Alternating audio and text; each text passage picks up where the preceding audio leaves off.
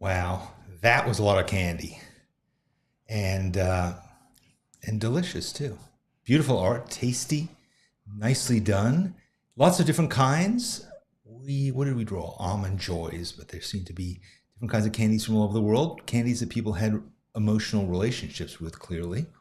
We drew almond joys, but we ate Kit Kats. That's true. We did. Speaking of candy, do you want to share that candy? Sure, yeah. Anyway, so we got candy in the mail. Yeah, hold it back. It's out of focus. There you go. Yes, so that's rice candy that we got in the mail. Literally, Twiglet is completely obsessed with it. So, anyway, I'm Danny Gregory. That was JJ and Twiglet. This is Draw With Me. It's Thursday, and for those of you who are kind of joining us freshly, as opposed to the stale old ones of us who've been around forever. Testing the waters. Those new people out there. What we do in Draw With Me is we get together and we draw a thing. But you can draw whatever you want, honestly. You could not draw at all. You could just sit around and eat candy.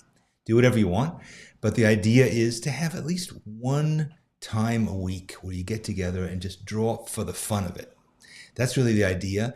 Is we're trying to harken back to the good old days when you were 6 and you were sitting on the living room floor or at the kitchen table while your mom was cooking dinner or your dad was butchering a fish, whatever was going on, and you were sitting there with your markers and your crayons and maybe your coloring books or just some paper, and you were just drawing and having fun. That's the whole idea. We may or may not make something. Oh my God, look. It's like all kinds of horrible spam. I just reported him to YouTube. Yes. I'm assuming it's a him. Anyway, so so that kind of thing didn't go on in those days. But but we had fun, innocent, spam-free fun, just drawing and doing cool stuff. So anyway, that's what we're going to do today. Last week we drew candy, but today is, of course, you know what the big day is today? Dun, dun, dun, dun. Do you know? Typewriters. It's National Typewriter Day. It's not just typewriters. It is a national holiday, National Typewriter Day. So that's what I wonder how many people in this thread once used a typewriter. Well, we're going to talk about that. I know we both did. I think typewriters are just, they're a part of, if you were over, what do you think, 35, 40? I first remember transitioning to a computer kind of like the senior year in college. I feel like I got a computer my freshman year in college, but before that I used a my senior year in college, you could go to the computer or word center. Processor. Yeah, you could remember those? It wasn't a real computer. We didn't really it was like even a have word those. processor. You'd go to the computer center and you could write there, and it just seemed like too much trouble. But we're going to talk about our typewriters. Oh yeah, somebody's pointing out Tom Hanks still uses one. That's right, Tom He Hanks. wrote that great book. Tom Hanks has become. Some people say Danny. No, they don't. Looks like Tom Hanks. Never heard it. But the young Tom Hanks, perhaps. Yes, I tend to agree. Excuse me. I'm going to talk about the Grey Book. Today's sketchbook of the day is the Grey Book by Hahnemühle. It is gray paper, beautiful gray paper, by the way, that is really nice to draw on. And if you'd like to find out what that means, you could get a Grey Book from Hahnemühle from us for free as a present because you're super nice and you deserve one. So you just have to write to us, info@sketchbookschool.com. Write to us, send us your mailing address, tell us why should you get a Grey Book? Why would you like one? And then we'll randomly pick from among the most outstanding entries. We have 2 to give away. And we'll give away 2 of them. 2. And Big 2. Only in the United States, unfortunately. We're sponsored by Hahnemühle USA, so for now we can only give away free ones too. But you're welcome to buy a Grey Book anywhere in the world that you are. You can buy one. Unfortunately, we can only give away free ones to Americans. Well, not Americans, people who have a United States mailing address. If you prefer to write to us, why not? Here's our post office box, 45365. That's 45365, operators are standing by to open the mail and look at it. Yeah. What kind of mail have we gotten? Well, as I pointed out, that Twiggy's obsessed with, Barbara sent us some candy after I noted last week on her drawing I was not familiar with this candy. She has significantly upped her odds. But you know what? We got some zines this week. We love seeing zines. We love all mail. And honestly, it's just like massively charming to get. We got a zine, Red Harp. We got Holly Rose's wonderful zine, her June at the Rose Ranch. If you're not on her list, get on it. We got a nice long letter. We got cool looking things in packages that have monkeys that we're saving for later today. Cards, sketches, it's like, it's nice. It's just nice to get mail, right? I mean, interspersed in the mail, we get like notices from, the IRS and things like that. So it kind of helps my blood pressure even out. Yes. No, we're not scofflaws, but the IRS isn't sending us notices. We're a business, of but course. The IRS occasionally likes to reach out from time to time. They're lonely. They're sitting there. They're lonely. They're hated. We're happy to make them feel better. Yeah, we've recently been getting a lot of tax notices from New York City, where we stopped operating in 2020. And that's they TMI. They want everything. But anyway, it does. It raises my blood pressure, and then I get. I just ignore it. I get frogs. And they make me happy. So people are talking about learning typing in high school. Did you take typing lessons in high school? I sure did, and it was a nun. A nun taught me typing.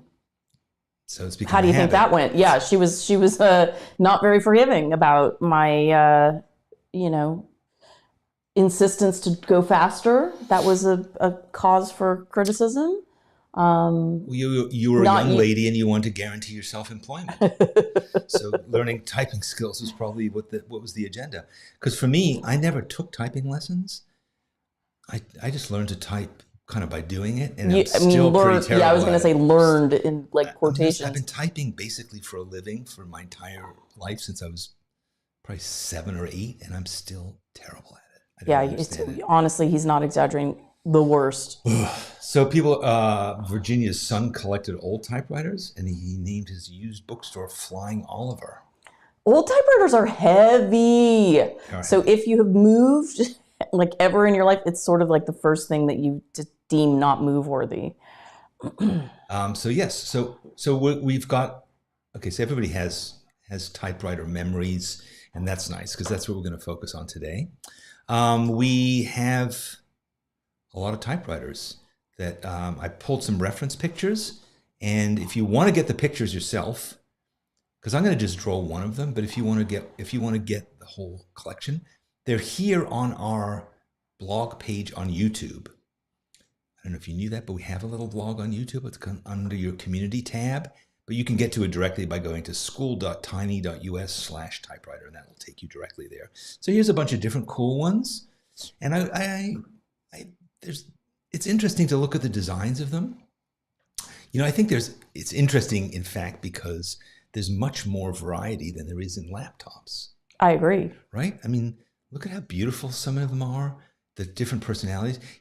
This is the one that, oh man, when I was a kid, the Selectric, the IBM Selectric. I mean, it was advanced technology. So the IBM Selectric was obviously that was an office typewriter. And I remember my second stepfather bought himself one, and it was like $800, which in those days, that was like, most people didn't earn $800 in their entire lifetimes back in those days. $800. I mean, no, it was it was a real luxury item. Yeah, it was like money that he stole probably. But anyway, so we had this, and if you remember the Selectric, it had what were called golf balls. And the fonts, you could change the font. I mean, that was radical. That you could have, and I remember there was one particular font that was called Orator, and it was really big letters, and I think it was designed for like, I don't know what it was designed for like public speaking probably. For when you're shouting? Shouting, exactly, which my stepfather did a lot. So there's Orator, but then you could get Pica and Elite and all these different ones, and it was, wow. I mean, and this typewriter was huge and steel. Yeah, it was beefy. Oh my God, it was. And the most amazing feature of all, on the lower right-hand part of the keyboard, you could backspace and delete. That was the big thing, right? You didn't have to have whiteout. You didn't have to have, remember that? You still had to have whiteout. The Selectric? Yeah, because it was like, I mean, you didn't realize you didn't delete it right away.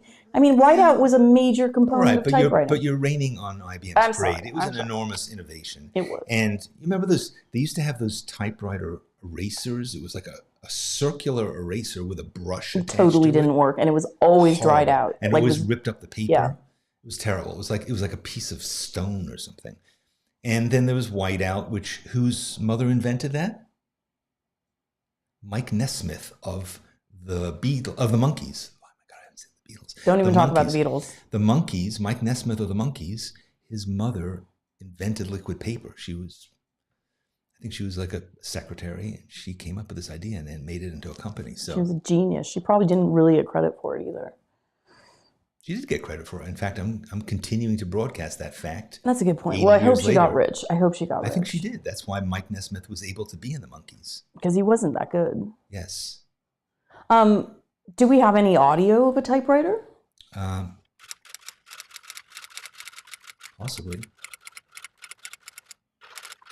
Now, what about that typewriter? You can put on the headphones if you want to hear what exactly it sounds like. So that's that typewriter. And now, here's another typewriter. What's the difference? Electricity. Exactly. So this is a manual typewriter. That is an electric typewriter. Really different. So I don't know. I remember having a manual typewriter, but also when I went to college, this is what I got. And this was the bomb too. So this is an Olivetti Lexicon 82. It's in the permanent collection of the Museum of Modern Art. It was like a prosumer version of a Selectric. And it didn't have the delete thing, but you could change the typeface. And it was just beautiful. And it was not a very good typewriter, despite all that.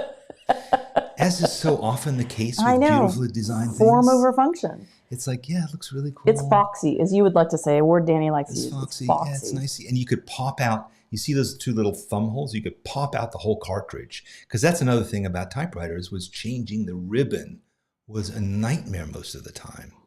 The IBM Selectric, though, had those, do you remember it had like a plastic ribbon so that each type, you could only use it once.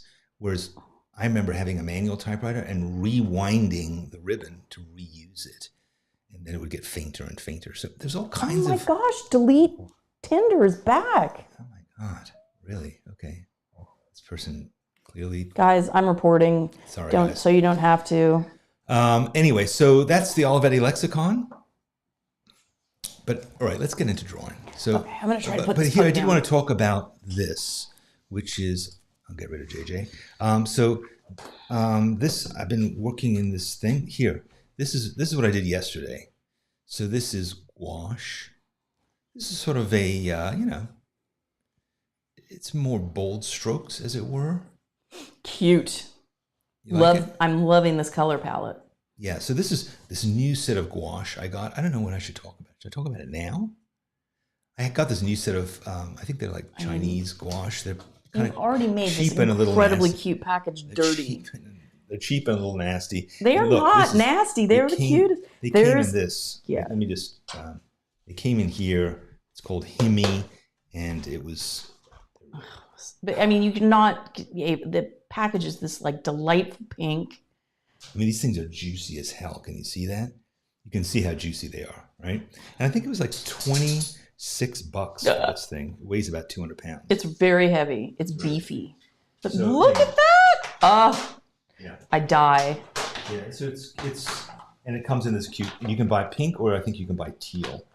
Is the packaging. So anyway, it's they're not a sponsor. Yeah, I happen to just have bought them, and they're not the quality of a really good gouache. They really aren't. I mean, I've had to layer and layer to get them to be as opaque as I would. And this is kind of how they left me feeling. Yeah. Anyway, so that's that one. But then also, this is my second or third sketchbook I ever had. So this is a really old one. And I hand bound it. And I made this is a seal that I had made. And it's iridescent. Can't really see. So this is 1998. Oh, it's volume 6. Okay. Volume 6. Some of these drawings are actually in my second book, Everyday Matters. But here. So this is an Underwood Noiseless 77. And I bought it at a flea market, I think.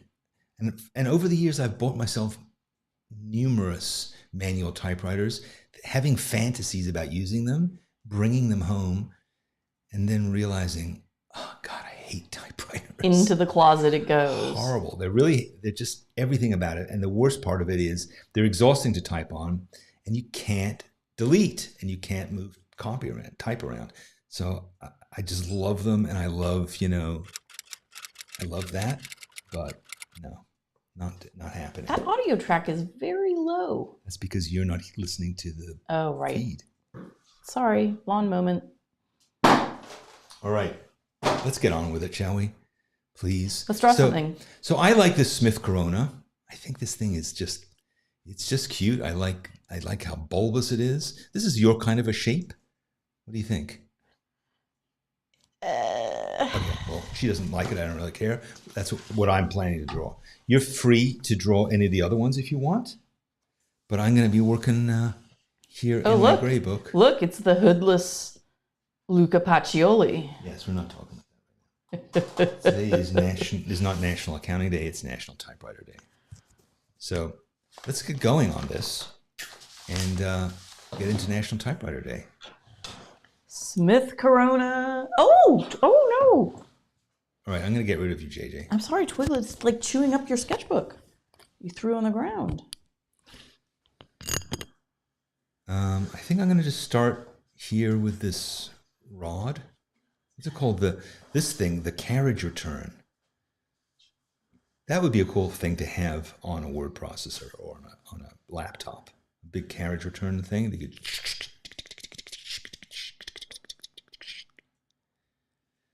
And also, you've got to think, so the thing about a typewriter is it's a really nice, complicated piece of machinery, which is a really fun thing to draw. Complicated machines are fun, but I'm already drawing it, so I'm already screwing it up because it's not fitting on the page properly. I can tell. Okay, so maybe I'll just draw a detail of it. Okay, that's what I'm going to do. I'm just drawing a detail. Good excuse, but I think I already screwed it up so it isn't fitting on the page, so. That's the way it goes sometimes. And yeah, so it's nice and complicated. So you might want to think, like, how do you want to approach this? Do you want to do like that drawing that I just showed you that I did of the old Noiseless 77? That was like, really drawing every key, every letter, really trying to draw the details of it, which feels like that might be the road that I'm going down now. Alternatively, you could do something like I showed you with that gouache thing, which is just being more kind of stylized, generalized, graphic. All of these little, it's a very complicated mechanical object, the manual typewriter. And, I was reading something about Typewriter Day, and apparently the very first kind of ancestor of the typewriter was from the 16th century, if you can imagine that. So it's really a complicated machine that I think didn't kind of really hit its stride until probably the 19th century, but it was certainly something that was a very complex technology that took a long time to kind of work out all the best ways of designing all these complicated moving parts so that it didn't jam and all these other things that can happen with a typewriter. And that's another thing I'm sure you remember, is keys jamming. Not in a good way. But it's a sort of an interesting thing if you think about it as a printing device, because ultimately what this is it is a letterpress printer, really. And it's just individual pieces of type being slammed against an ink source, which is of course the ribbon, and then it has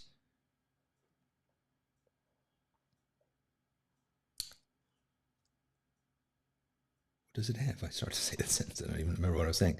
It is sometimes difficult to draw and talk at the same time. I don't know that it uses the same parts of my brain, but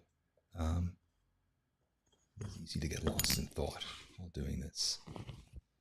I mean, people often comment that they're amazed that you can draw and talk at the same time. Well, you know what I'm also doing is while I'm doing this, I'm also patting my head and rubbing my tummy. You'll be glad to know that the leaf blowers have just shown up. So this that's is why good. I hold Twiglet when we're doing draw with me, so she doesn't get too zesty. And then, all right, so that's recognizably the business end of a typewriter. Now we get into the keys, which, again, this is a decision. Where do we want to go with the keys? Do we want to draw every one of them?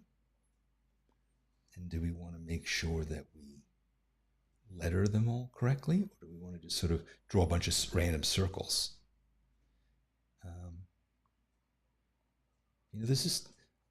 It is interesting that this technology that has been around for so long continues to live on really in the design of computers. And particularly the QWERTY keyboard, which was supposedly designed to actually slow down typists so that they didn't jam the keys, because rather than making the technology better, they made the performance worse. So, yeah. Yeah. But that obviously is irrelevant now, and yet this design of QWERTY is something we're still so used to. 4, 6, 8, 9, 2, 4, 6, 8, 9, 10, 11, 12.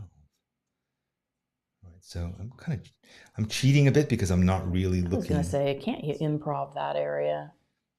Well, certainly not. I'm actually feeling like I'm doing it too quickly because I'm not looking at each individual key and the angle that it is. But I'm certainly want to make sure that I have the right number of keys. And then there's some interesting little knobs and twiddly bits on this thing that you don't, like I seem to remember, like, what is the CL and clear and set? What does that mean? Could that be for setting the margins maybe?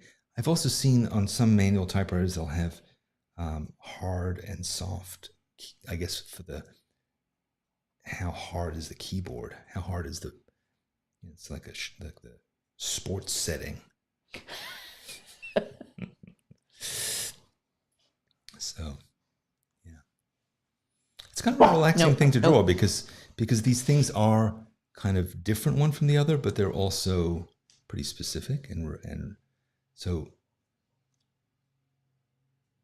again, do we want to be like really careful about drawing these or not? I think we want to just suggest that they're keys on a keyboard, so you don't necessarily have to get the angles of each one right. But again, you could if that's what you're into. Can you hear Twiglet snoring? No, she's like grumbling because she hears activities. She is. And we're about to hear activities. She hears lawn care. Namely, lawn care leaf blower. Preparation. For those of you who are new to Draw with me, we hire a lawn care crew to come during the show to give us some background and just to keep things interesting, to connect us with nature. So, yeah. I've said it before, and I'll say it again. You probably will. We rent this house, and the landlord controls the lawn care operations. And despite our pleas, our outright begging, I think it's like they now get a kick out of the fact that it disturbs us. This is the house that we were kind of forced to rent at the beginning of the pandemic, and now it's our home. So, yeah. So now it's interesting. The space bar is actually built into the structure of this typewriter. So amazingly, this typewriter ended up kind of fitting on a page, sort of. Yeah, I sort of thought you were going to be in trouble, but I didn't say anything. I am on trouble because I think I'm not going to be able to do this like little knob thing here. There's also all these like sliding sliders. It's a really pretty sophisticated machine, and again, that's what happens when you have technology that's been perfected over a century, probably. And that's why there's National Typewriter Day. Well deserved, I think. What about National Lawnmower Day? Could be coming up. We know who would be interested in celebrating that. Our friends, the lawnsmen, lawnsmiths. So I'm sort of very crudely adding in the branding. I don't know if I ever told you this, JJ, but the house that we lived in when I was in high school was owned by the heir to the Underwood typewriter fortune. Oh. Well, yes. Seems like maybe you could have picked that. Yeah. I'm not sure that they deserve it. But anyway, so here we have this, and now I'm going to take advantage, I think, of the fact that, that this is the Grey Book. And, I want to make these keys stand out a bit. And this Grey Book is really, what I like about this paper so much is it's really great for a lot of forms of ink. It's beautiful for writing with a fountain pen or for drawing with fine liners like this. It is, it's this nice. I mean, what is this pen you're using? This is a brush pen. So it is India ink, essentially. And, but the fibers of this paper are really tight. And that means that your line doesn't bleed. Your line is just crisp. Crisp as a fresh ribbon in a well-oiled typewriter. When I was growing up, the typewriter we had lived on a very cute little metal rolling stand. Yes. Remember that? And it had a leaf that folded up and down. I used to have one too. Yeah, it was cute. And it also had, you could kind of lift it so that then the wheels came down and then you could roll it. I don't remember that. Ours, that feature might have been broken. But well, that's because it was typewriters are so heavy. Yeah, and you would roll it into this corner of the room, and then you would roll it on out when you needed to work on your book report. Could you imagine having your laptop on a thing like that? Could be kind of handy. Why not, right?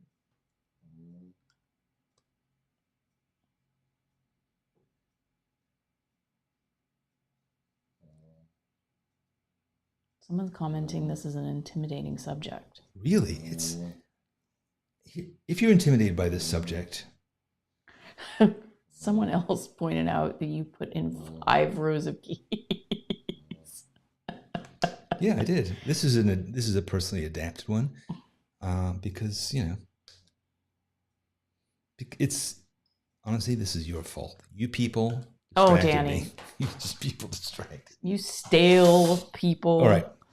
So here I'm using a white pencil. Let's see if this is a good white pencil. It's pretty good. This is pretty good. Let me see if I have a better one. Oh, cute. I like that. You like the white? Yeah, I do. I like this whole combo. Yeah, I mean, the gray, it's just an opportunity to use white, which we don't really get that often. Maybe this top row is the function keys, like on a computer keyboard. Because my computer keyboard has 1, 2, 3, 4, 5, 6 rows of keys, actually.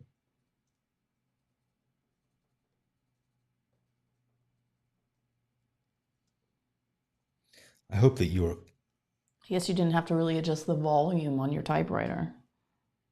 What do you mean?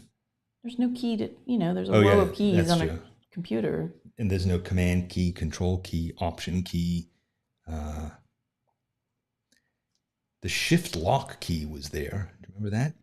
It was literally you would shift you would shift to the top part of the key, because each key in the keyboard in the typewriter had lowercase in the top, I think, and then the uppercase in the bottom.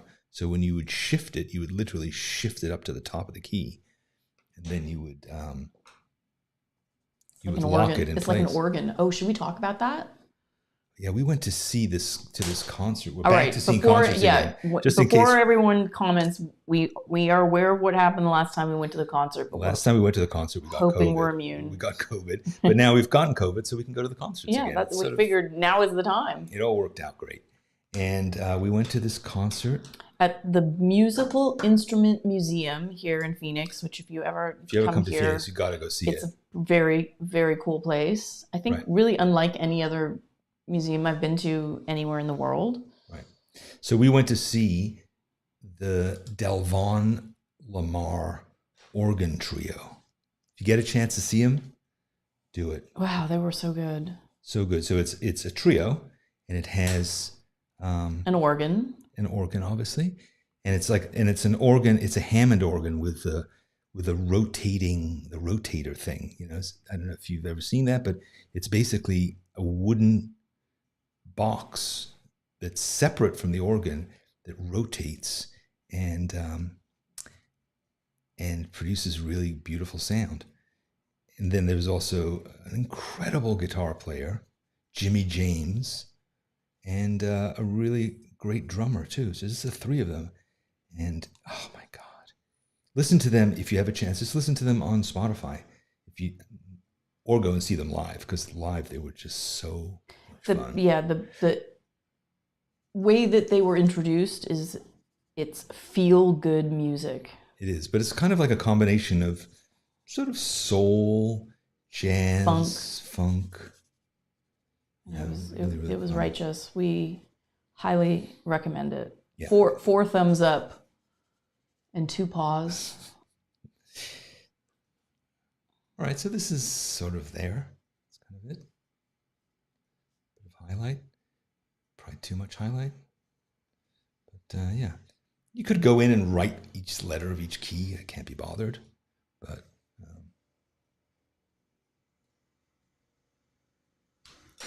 and then, if I want to, I could also go in and do a bit of, just a bit of cross-hatching here and there, add in a bit of texture.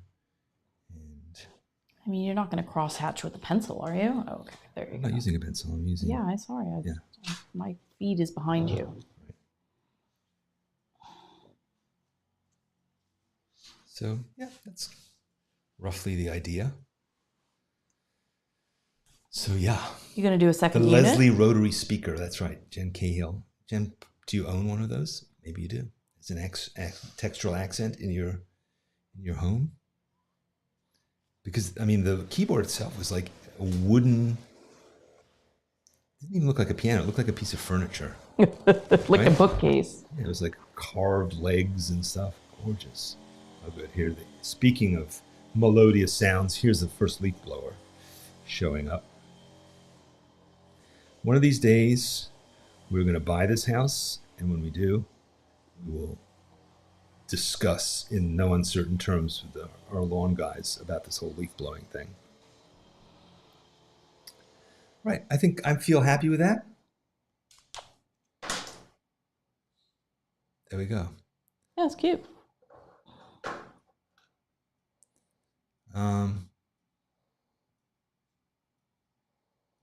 Chris mentions the Corona. Yes, I think one of the things I showed, one of the pieces. Wait, so is Smith Corona? So did Smith and Corona get a divorce, or is Corona different than Smith Corona?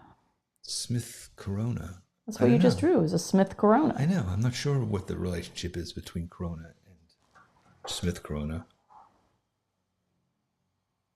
I guess you use a Corona if you want to write things that go viral. Oh, zing! Exactly. All right, so there we have it. You gonna do another unit? I'm not. What? No, I feel good about this. I feel bad about its placement on the page. Yeah, I mean, that's why I was asking, are you going to do another? Because it feels... Well, I could write something. I could type something around it. Oh, Yeah. is there a way you could actually... I could type something. I mean, how would you do that? I would use one of those thinking machines. What are they called? A laptop. And I would set. You're going to say a set it in.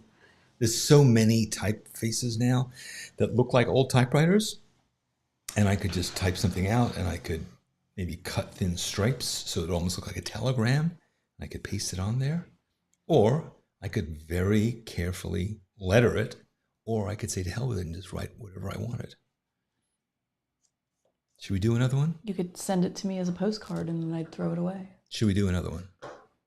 Yeah, I think you should. You've got, you know, a few additional models already queued up and they're cute as heck. All right, I'm trying to think which one we should do. All right, should we try this one? I mean, that's very similar to the other one. Too similar? All right. How about a super modern one? Not as much fun to draw, though.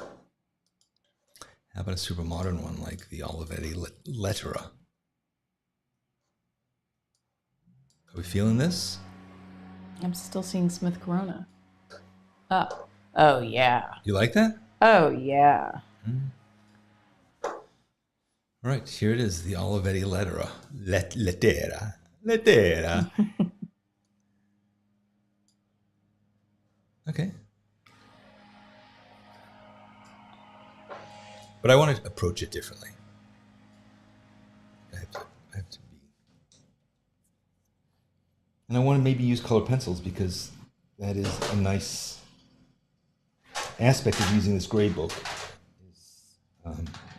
So I think I'm just going to do small and fast. Love it. A bit of pencil sharpening. Small, maybe a little sketchy.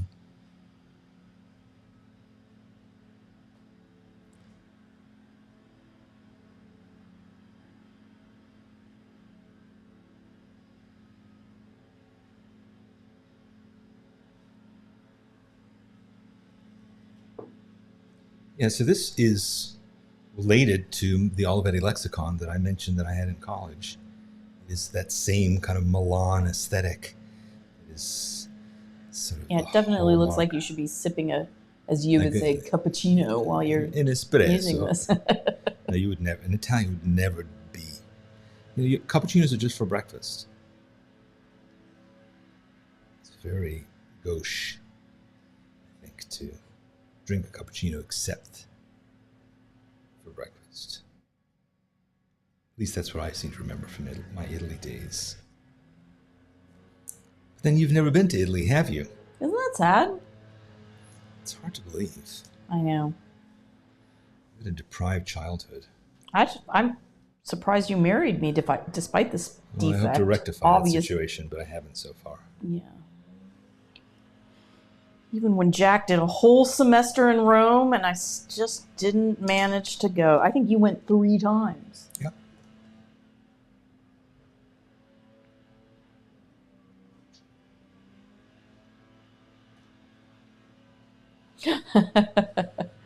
Joe, I want to come to Italy.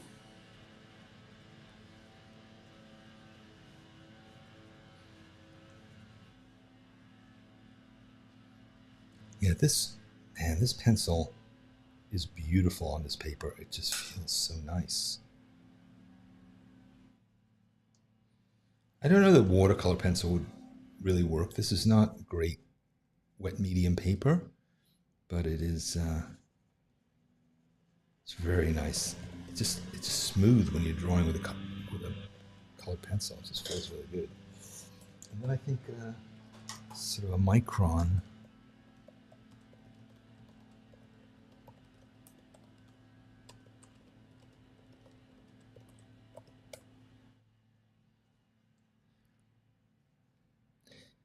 The thing about drawing something like this is you can use it as just an inspiration, and then you can you can go off and do whatever you want to in terms of the actual shape. Like you can just take all these complex elements and you could draw certain individual ones. You could leave other ones out entirely if you wanted to.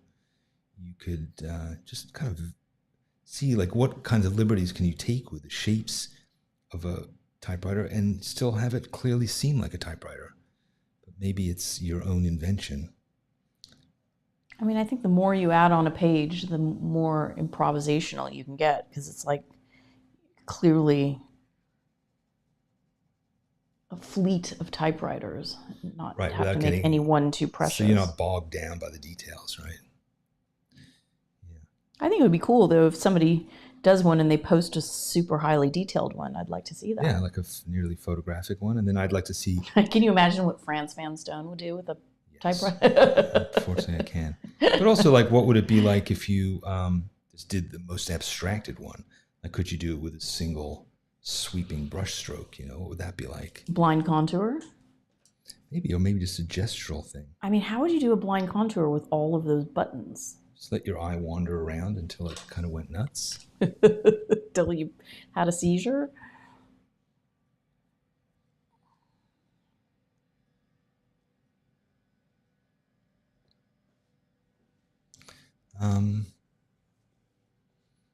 This is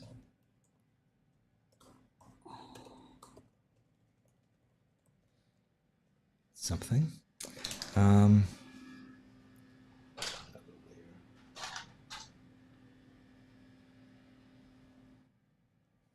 Speaking of candy, you hid that big bag of candy. Is it in here somewhere? I don't know.